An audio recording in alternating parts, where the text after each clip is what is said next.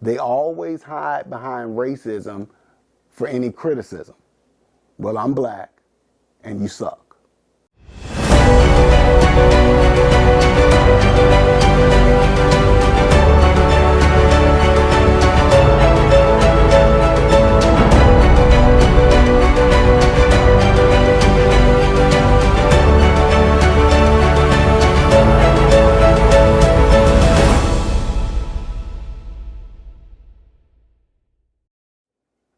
Greetings to all of you who back the blue. I'm still recovering. Unfortunately, last week I got sick on the road in Atlanta. I was there with Standard House Media working on a project with the one and only Vince Everett Ellison, and also to honor fallen hero Captain Helio Garcia III. And so that's why I haven't dropped any new videos in the past week or so. But with all of the chaos that is broken out, started in LA and now it's spreading to other blue hellholes across the country. So I felt like I needed to push through and encourage you to continue praying for our men and women in law enforcement, for our ICE agents that are being assaulted and doxxed for simply doing their jobs. Because since last Friday, they've faced relentless violence on the streets of Los Angeles. Over the weekend, at least 5 LAPD officers were injured. 3 were treated on the scene and 2 more were treated for minor injuries. I find it frustrating that with all of the 24-hour coverage of these riots, that this gets mentioned very little, that there have been nearly 20 injuries, including California Highway Patrol and additional LAPD and ICE agents. And what do the leftoids in the mainstream media and the Democrats do? What they always do. They blame everybody else and flat out lie, even when the footage is exposing them in real time. We are having an administration that's targeting peaceful protests. A lot of these peaceful protests are being generated because the President of the United States is sowing chaos. And that's why I say they belong to a cult. Maxine Waters, the bastion of integrity. This race hustler shockingly declared that there was no violence during what objective evidence shows were violent street battles, looting, arson, projectile attacks. I've not heard of anybody being shot. I've not heard of anybody being killed. I've not heard of anybody being beaten. So I don't know what all this so-called violence is all about. This is not downplaying, it's flat out denialism. She is a bold-faced liar. The community is, don't be intimidated, don't be afraid. Do what we did in the civil rights movement. Protest peacefully. Get out. Make your voices heard. The more people we're able to engage, the more we can push back on them. Thank you very much. Thank you. Notice how she tried to bring up the civil rights movement. See, that's her dog whistle to black people to get them to support her lies and burn down their own communities. And she'll try to figure out a way to position herself to make millions off of the rebuild. That's why this individual, whose only talent seems to be bold-faced lying, is worth millions of dollars. Homicide rate in South LA has shot up by 53%. South LA has the highest poverty rate in the city, with a crippling 43% of its residents living below the poverty line. LA is in the top 10 least safest cities in America to raise a family. And our schools fail our children. In South LA, 29% of black children never graduate high school. She spent over 3 decades in office taking advantage of the people that she claims to represent. Just look at where she lives and how most of them live. Do you know where I am right now? Maxine Waters' $6 million mansion. Do you know where I'm not right now? Maxine Waters district. Yep, that's right. Maxine does not live in her district, but I do. I was born right here in South LA, in a place Maxine refuses to live. And we have Mayor Karen Bass, another cultural Marxist, if not an outright communist. and she may be the most useless mayor in America. I think it's between her and Brandon Johnson.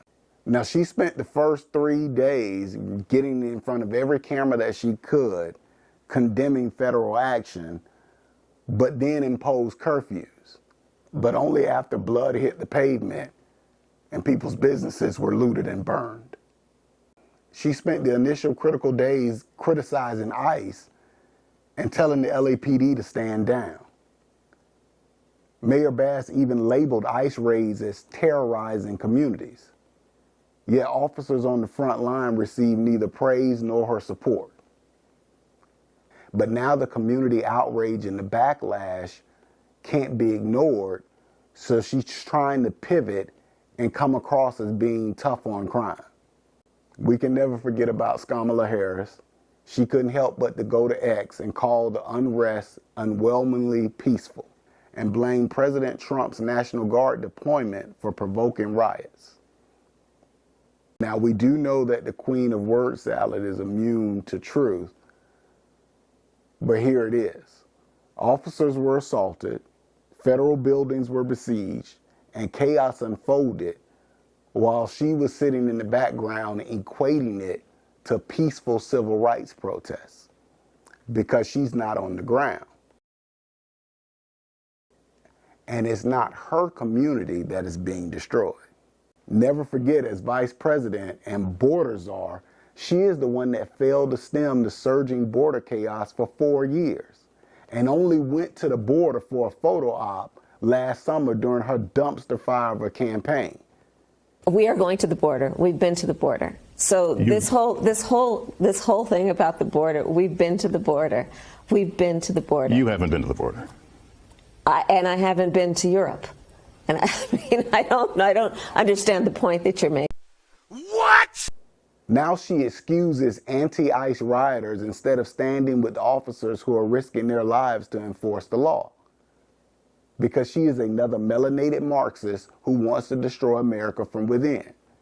And whenever you call these ass clowns out, they always hide behind what I call the infinity stones of wokeness. I'm a woman. I'm a person of color. They always hide behind racism for any criticism. Well, I'm black and you suck. Then we have the good-for-nothing governor who tried to sue the Trump administration for doing the job he refuses to do. Because none of these fools live with the consequences that their corruption causes. Period. They are here to do the work of their father, the devil. And so we can't continue to let them get away with it.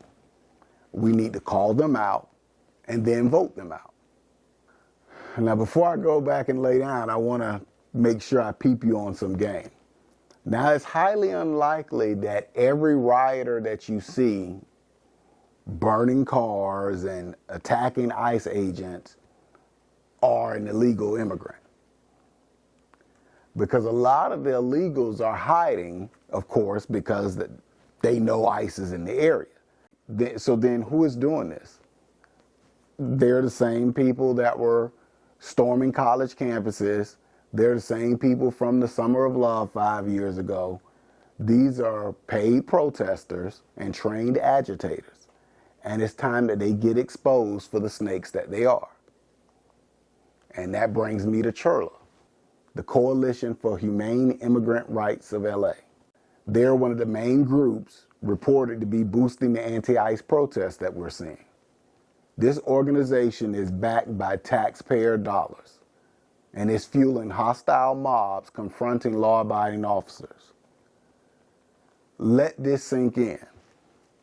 These ass clowns received $34 million in government grants, including $1.2 million from the Department of Homeland Security. We cannot understate how corrupt the Biden administration really was. So $34 million out of their $45 million in revenue in 2023 came from government sources. 96% of that $34 million was from the state of California. So it's literally a taxpayer-funded riot. from a state that currently has a $12 billion budget deficit. And the city of Los Angeles has a $1 billion budget deficit. You can't make this crap up. Those police officers and federal agents are there to uphold the law. And we shouldn't be siding with politicians who choose ideology over their safety. So I encourage all of you to demand that your elected officials stop coddling anti-law enforcement protesters and demand that CHIRLA's taxpayer-funded provocations be held to an account. It's just that simple. We don't need any more riots. We don't need any more excuses. And those who are funding this chaos, no matter how wealthy or powerful they are, they need to be exposed and prosecuted to the fullest extent of the law. As always, thank you for your continued support, but more importantly, continue to support our shields. God bless.